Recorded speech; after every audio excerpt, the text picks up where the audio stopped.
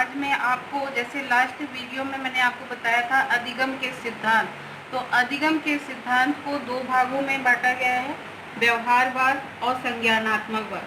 तो व्यवहारवाद में Thorndike, Pavlov, Skinner, लवलन का हल का सिद्धांत, गुथरी का समीपता का सिद्धांत, और दूसरा जो है संज्ञानात्मक सिद्धांत, जिसमें अंतर्दृष्टि का सिद्धांत, टॉलमैन का सिद्धांत, पुटलेवन का सिद्धांत, गैने का सिद्धांत और बंडूरा का सिद्धांत आता है। जिसमें संज्ञानात्मक सिद्धांत में आज हम पढ़ेंगे सूझ अथवा अंतर्दृष्टि का सिद्धांत। इसे और भी नाम से जानते हैं पूर्ण आकृति का सिद्धांत, समग्राकृति का सिद्धांत, पूर्णाकार वाद का सिद्धांत और गेस्टाल्ट सिद्धांत। अंतर्दृष्टि अथवा सूझ के सिद्धांत का प्रतिपादन गेस्टाल्टवादियों ने किया था, इसलिए इस सिद्धांत को गेस्टाल्ट सिद्धांत कहते हैं। गेस्टाल्ट स्कूल का जन्म 1920 में हुआ था। इस स्कूल में से संबंधित व्यक्ति जो थे वो थे मैक्स वर्दीमर, कोहलर तथा कोफका पुटलेविन प्रमुख थे। मैक्स वर्दीमर इस सिद्धांत के प्रवर्तक हैं और कोफका तथा वोल्फगैंग कोहलर ने इस सिद्धांत को आगे बढ़ाने का कार्य किया। गेस्टाल्ट का अर्थ है समग्राकृति या पूर्णाकार। पूर्णाकार के अनुसार पूर्ण रूप से देखना एवं सीखना।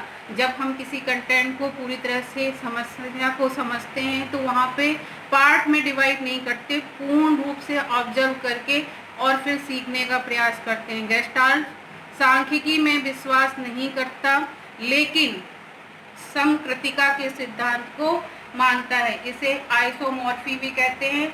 वन और टू और more substance related by isomorphism. यहाँ पर दो या दो से जो अधिक सब्सटेंस होते हैं एक दूसरे से रिलेटेड होते हुए हम अपनी प्रॉब्लम को समझते हैं या जानने का प्रयास करते हैं। गेस्टाल्ट की विशेषताएं क्या है? इस सिद्धांत को इसीलिए मनोवैज्ञानिक वातावरण पर अधिक बल दिया गया है।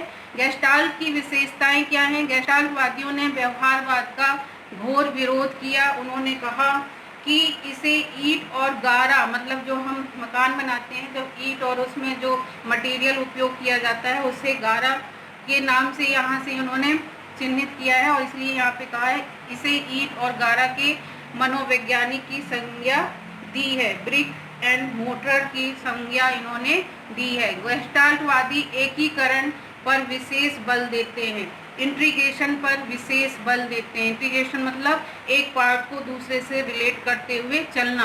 पूर्णवादी सूझ या अंतर्दृष्टि पर बल देते हैं। गेस्टाल्टवादी संपूर्ण परिस्थिति के प्रति अनुक्रिया करके समग्र पर बल देते हैं, मतलब कि पूरी सिचुएशन पर बल देते हैं, ना कि पार्ट में डिवाइड सब्सटेंस पर बल देंगे, वो पूरी सिचुएशन पर बल देते हैं। गेस्टाल्ट की एक महत्वपूर्ण देन है परीक्षण की कसौटी है। गेस्टाल्टवादी संश्लेषण पर बल देते हैं।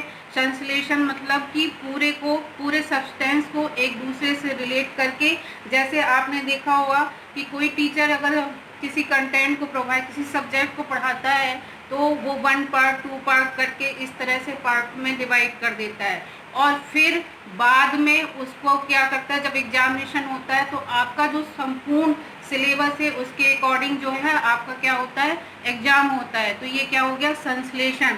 जैसे आप YouTube के माध्यम से भी समझ सकते हो कि हर कंटेंट को 1 2 3 4 पार्ट में डिवाइड करके और वो हर कंटेंट को समझाने का, बताने का प्रयास करते हैं। मगर आपने देखा होगा कि मैराथन क्लास में वो सारे सिलेबस को बताते हैं, तो इसे ही हम कहते हैं संश्लेषण। वुल्फगैंग कोहलर की पुस्तक द मेंटेलिटी ऑफ एप्स में 1925 तथा कर्ट कोर्फा की पुस्तक the growth of the mind 1924 में अधिगम के क्षेत्र में एक क्रांति उत्पन्न हो गई थी। गेस्टाल्टवादी की प्रत्यक्षीकरण तथा समस्या समाधान प्रक्रिया के मुख्य रूप में रुचि थी, ना कि अधिगम के रूप में। गेस्टाल्टवादी एक विचारधारा है जिसके अंतर्गत यह प्रमाणित किया जाता है कि मनुष्य जब किसी वस्तु का परसेप्शन करता है तो वह उस वस्तु को खंडों में विभाजित नहीं देखता, बल्कि उसका परिश्रम पूरा संपूर्ण रूप से करता है। गेस्टाल्ट थ्योरी को प्रमाणित करने के लिए एक वर्दीमन ने विश्व प्रसिद्ध प्रयोग, जिसे फाई घटाना के नाम से जाना जाता है, इस प्रयोग में वर्दीमन ने एक अंधेरे कमरे में समान दूरी पर बल्ब लगाए, जो बारी बारी से एक दूसरे को बुझाने पर जलते थे। इसी कमरे में एक व्यक्ति को बैठाया गया तथा बल्बों को जलाने बुझाने की प्रक्रिया को तीव्र कर दिया गया। कमरे में बैठे व्यक्ति ने बल्बों को देखा तो उसे ऐसा लगा कि बल्ब जो दो बल्ब हैं वो एक ही बल्ब है, जो व्यवस्थापित होकर कभी इधर चल रहा है कभी उधर चल रहा है। मतलब कि उनको पहले लगा कि दो बल्ब है, बाद में उन्हें लगा नहीं एक ही बल्ब है, जो ऑर्गेनाइज्ड होकर व्यवस्थापित होकर इधर उधर चल रहा है। इस प्रयोग से स्पष्ट होता है कि मनुष्य किसी वस्तु के परसेप्शन में उस वस्तु के संपूर्ण आकृति को ध्यान में रखता है, न कि खंडों में विभाजित करके। इन्हीं प्रयोगों के आधार पर कोहलर ने अंतर्दृष्टि अथवा सूझ के सिद्धांत का विकास किया, जिसे पूर्णाकारवाद, समग्राकृतिक अथवा गेस्टाल्ट सिद्धांत भी कहा जाता है। कोहलर ने अपने प्रयोगों के आधार पर बताया कि अधिगम प्रक्रिया का आधार मानव व्यवहार नहीं होता, बल्कि यह अमूर्त चिंतन के परिणाम स्वरूप मस्तिष्क में आई एक आकस्मिक विचार के रूप में परिभाषित किया जाता है। इसीलिए इसे आहा अनुभव भी कहते हैं, क्योंकि यहाँ पर इनसाइट जो आपकी सोच है वो अचानक उत्पन्न होती है। इसलिए हम कहते हैं कि सीखना अचानक से होने वाली प्रक्रिया है, जो मानसिक श्रम के परिणाम स्वरूप उत्पन्न होती है। कोहलर के अंतर्दृष्टि अथवा सूझ के सिद्धांत में प्राणी शारीरिक श्रम की बजाय मानसिक श्रम पर अधिक विश्वास करता है। मानसिक स्तर करने पर अचानक से कोई अनुकूल विचार मस्तिष्क में उत्पन्न होता है, जिसका अनुप्रयोग करके हम समस्या का समाधान करते हैं। इसी को हम अधिगम कहते हैं। कोहलर का प्रयोग। कोहलर ने अपने अंतर्दृष्टि अथवा सूझ के सिद्धांत को प्रमाणित करने के लिए एक चिंपैंजी पर प्रयोग किया, जिसका नाम था सुल्तान। कोहलर ने कमरे की छत पे केले को बांधकर लटका दिया और रस्सी में बंधे केले को इतनी ऊपर रखा गया जिससे ये केले सुल्तान को प्राप्त नहीं हो सके, और उसी कमरे में लकड़ी के 2 बॉक्स रख दिए गए। सुल्तान ने छत से लटके केले को देखे एवं उन्हें प्राप्त करने में सफलता नहीं मिली, जिस कारण सुल्तान थककर फर्श पर बैठ गया एवं चिंतन करने लगा। फिर अचानक से सुल्तान के मस्तिष्क में विचार आया कि उसने लकड़ी के बॉक्स को केलों के नीचे रखा और उस पर चढ़कर केले प्राप्त कर लिए। इस प्रयोग से यह स्पष्ट होता है कि सीखना एक अचानक होने वाली प्रक्रिया है, जो चिंतन के परिणाम स्वरूप उत्पन्न होती है। जो आप चिंतन मनन करते हो उसके परिणाम स्वरूप उत्पन्न होती है। कोहलर ने अपने प्रयोग के आधार पर यह सिद्ध किया कि अधिगम प्रक्रिया में व्यवहार का कोई महत्व नहीं होता, जैसे कि थॉर्नडाइक, पावलोव, स्किनर ने किया। यहाँ पर व्यवहार का कोई महत्व नहीं है।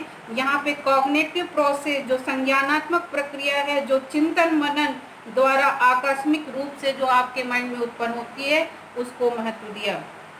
कोहलर के अनुसार अधिगम प्रक्रिया में प्राणी सर्वप्रथम उद्दीपक का समग्र अवलोकन करता है। अवलोकन करता है मतलब देखता है, और फिर वह उसकी पूर्णाकृति को ध्यान में रखते हुए तथा इसके आधार पर चिंतन मनन करता है। चिंतन के परिणाम स्वरूप अचानक से एक सूझ उसके मस्तिष्क में उत्पन्न होती है तथा प्राणी का सूझ का अनुप्रयोग करके समस्या का समाधान की प्रक्रिया संपन्न करता है, जिसे दूसरे शब्दों में हम कहते हैं सीखना।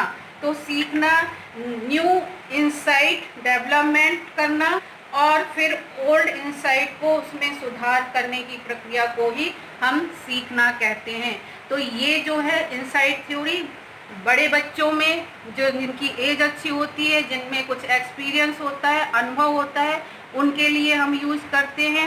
यहाँ पे चिंतन मनन पर विशेष महत्व दिया गया है, जबकि थॉर्नडाइक, पावलोव, स्किनर छोटे बच्चों की। Meaning of insight. अंतर्दृष्टि का अर्थ क्या है? कुछ कार्यों को प्राणी स्वयं करके सीखता है तथा कुछ कार्यों को दूसरों को करते हुए देखकर सीखता है, मगर कुछ कार्य ऐसे भी होते हैं जिन्हें प्राणी अचानक किसी के बिना बतलाए सीख जाता है। इसे ही इंसाइट या सूझ द्वारा सीखना कहते हैं। इसे अंतर्दृष्टि या सूझ द्वारा सीखना कहते हैं। कोहलर के अनुसार संपूर्ण परिस्थिति का संगठन ही अधिगम अथवा सीखना है। यहाँ पर इन्होंने संश्लेषण और संपूर्ण परिस्थिति इसलिए कहा है कि संपूर्ण सिचुएशन को हमें यहाँ पे ऑब्जर्व करना है, जैसे कि सुल्तान ने किया और उसके दिमाग में एक प्लान आया, एक अनुभव आया, इसीलिए आहा अनुभवी, आहा उसके मुंह से आहा निकलता है, तो इसलिए इस सिद्धांत को आहा अनुभव का सिद्धांत भी कहते हैं।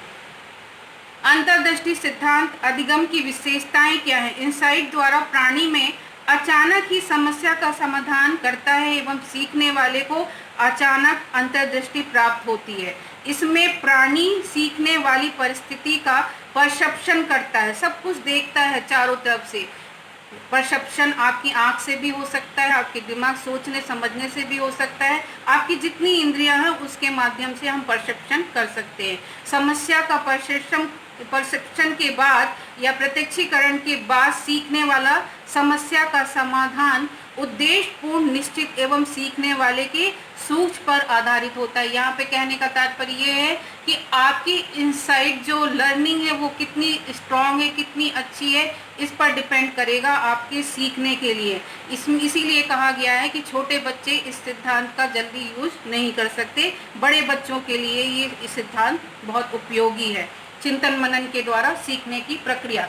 समस्या का हल उसके प्रत्येक भाग में एक दूसरे से संबंधित होता है, मतलब कि जो भी जितने भी पार्ट ऑफ सब्सटेंस हैं वो एक दूसरे से रिलेट होते हैं, ना कि अलग अलग होते हैं, और पूर्व व्यवहार को संगठित रूप में परिवर्तित करने में सहायक होता है। जो आपका पूर्व का बिहेवियर है उसे भी ऑर्गेनाइज रूप के परिवर्तित करने में सहायक होते हैं।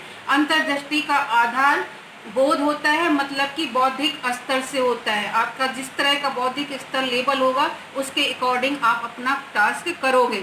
अधिगम में पुनरावृत्ति की जा सकती है तथा नई परिस्थिति अधिगम स्थानांतरण में होती है। अंतर्दृष्टि अधिक आयु वाले व्यक्ति में अधिक कार्य करती है एवं पूर्व अनुभव पर आधारित होता है। जो आपका पूर्व अनुभव है वो भी इस पे आधारित होता है, इसीलिए कहा जा रहा है कि ये बड़े बच्चों के लिए ज़्यादा यूजफुल होता है। इसमें चिंतन करते हैं, इसमें मनन करते हैं और अपनी समस्या का समाधान ढूंढने का प्रयास करते हैं। तो आज के लिए इतना ही।